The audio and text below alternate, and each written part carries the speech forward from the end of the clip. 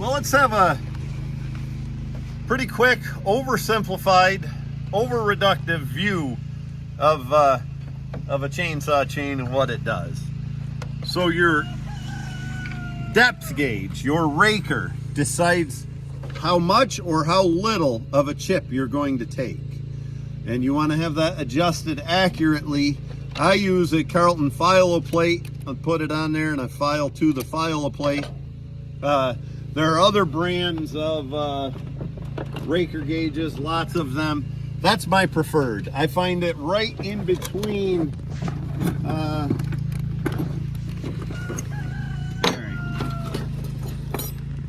Okay.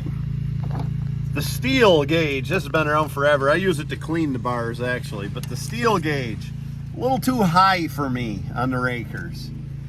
The Husqvarna style, and I cut hardwood, but the hardwood is a little too high for me. The softwood, when I'm cutting hardwood, is a little too low for me.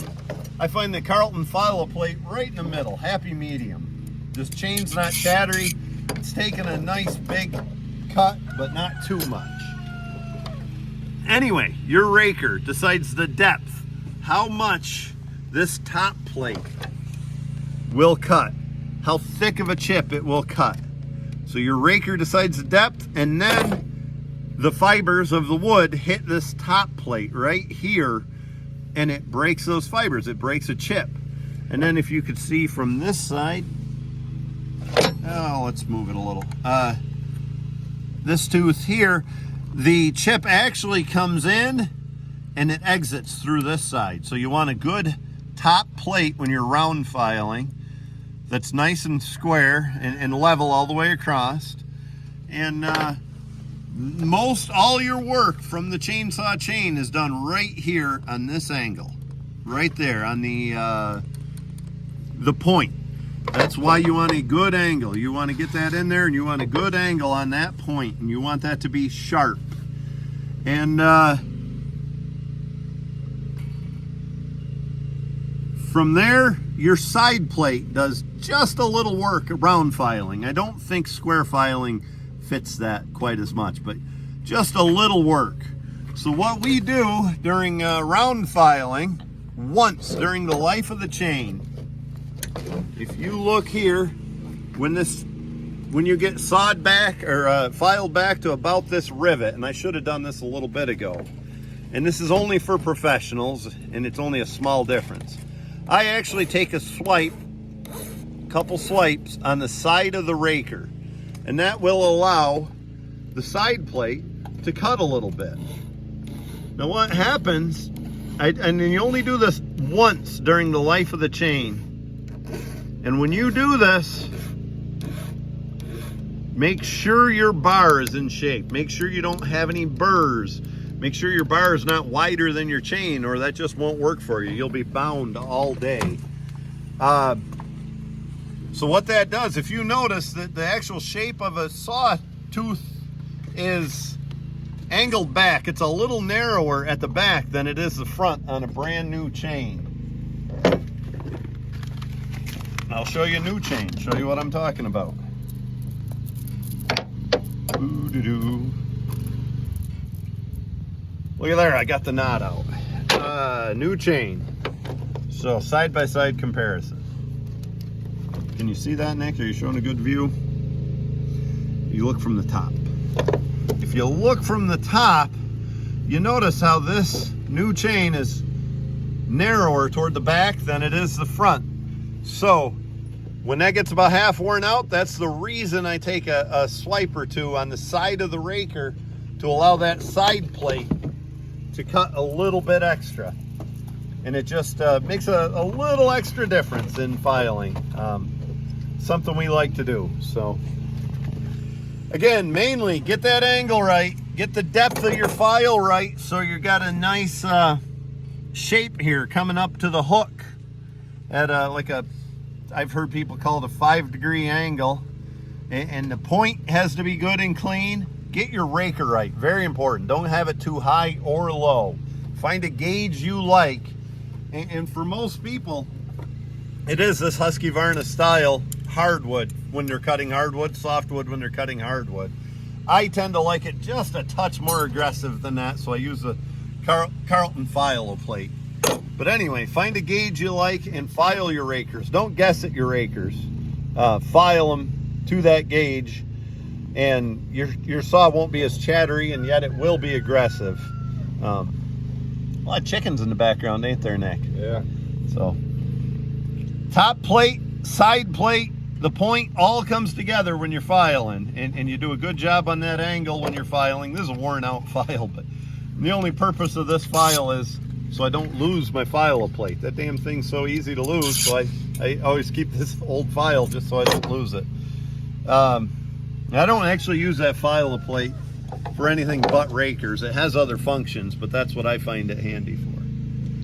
If you get that right, you know, a good raker every time that's adjusted to how long your tooth is,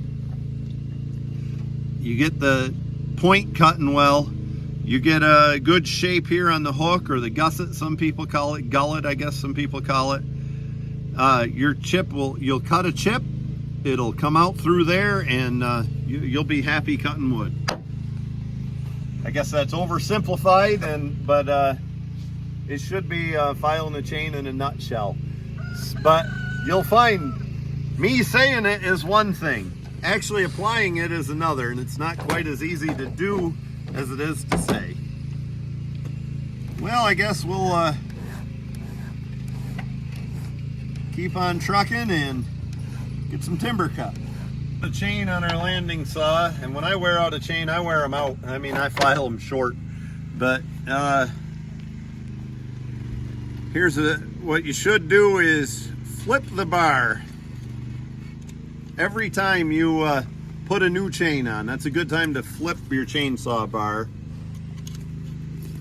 I also dress that bar up a little bit. This bar gets burrs on it a little quicker than my saw in the woods, because we're always hitting stuff on the landing. You know, the logs get skidded through the mud and then cut up out here. We skid doubles and triples and stuff most of the time. So anyway, my bar was upside down. The word Oregon was upside down last time.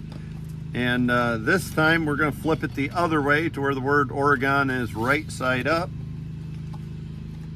Like I said, every time you put a new chain on, that's a good time to flip your bar.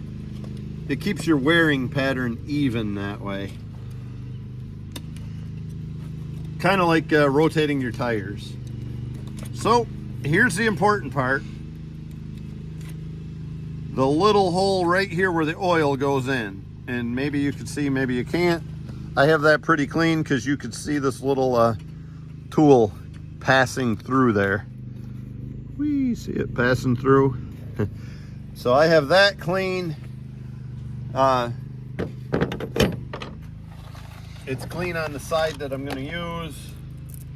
We'll put a new chain on, and we'll show a couple things about a new chain. Everybody's got their own technique for putting a chain on. Once saws went to a side mounted chain tensioner and a clutch that's inboard instead of out here. I actually started using this technique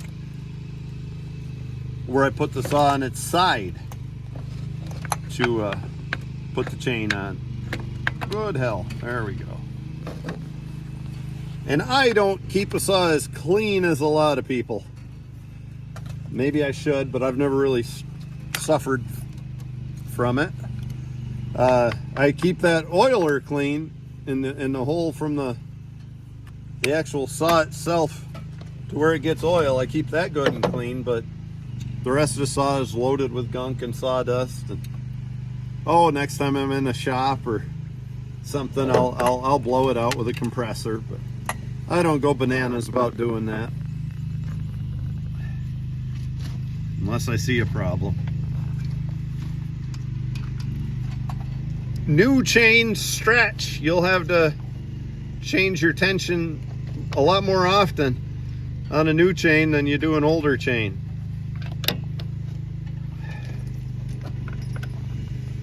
you know, they are pre-stretched, but they'll still stretch as they get worn in.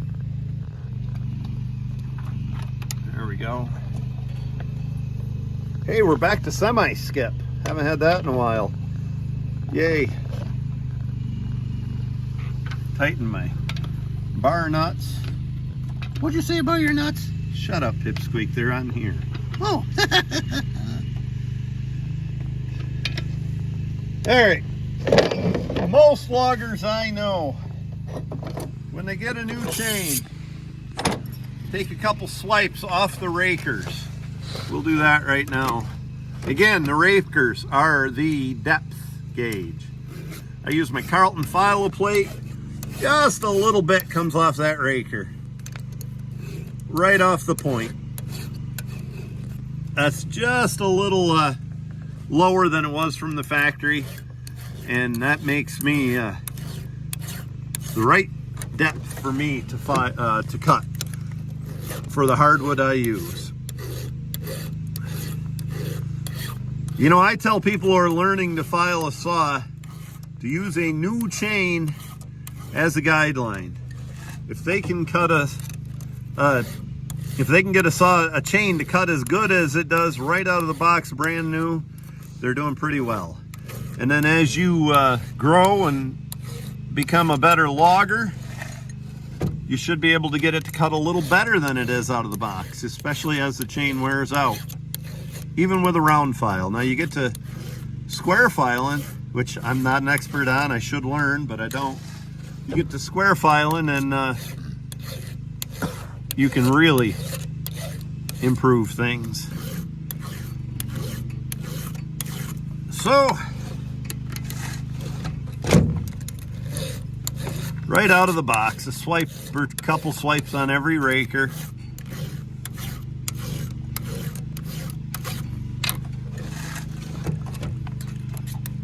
Almost done with the left side.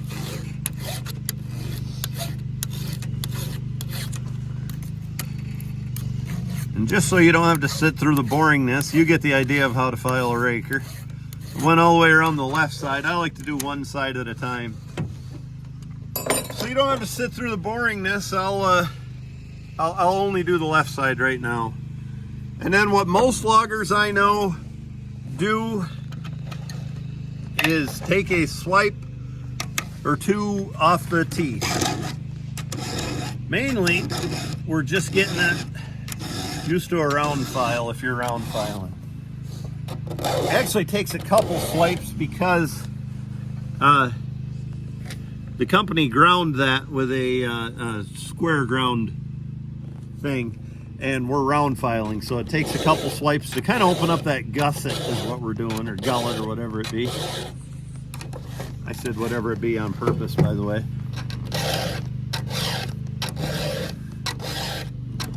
Just open this up. It'll cut just a little better. Next time I file it, it'll cut a little better yet. And it probably won't be very long until next time I file it, because we're cutting through mud, which we often do. You can hear in the background, Nick brought his pet rooster today, didn't you, Nick? Definitely. What's his name? Never thought of one before. Yeah, dinner.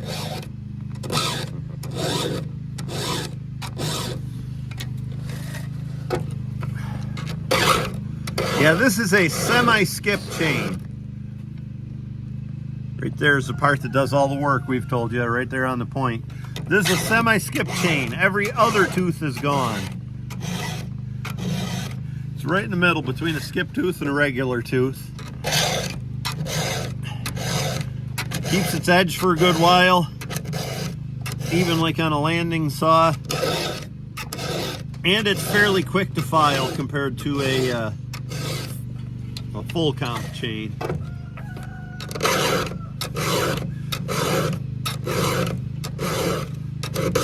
Well, the left side's ready to go. I'll work on the right side and maybe we'll do some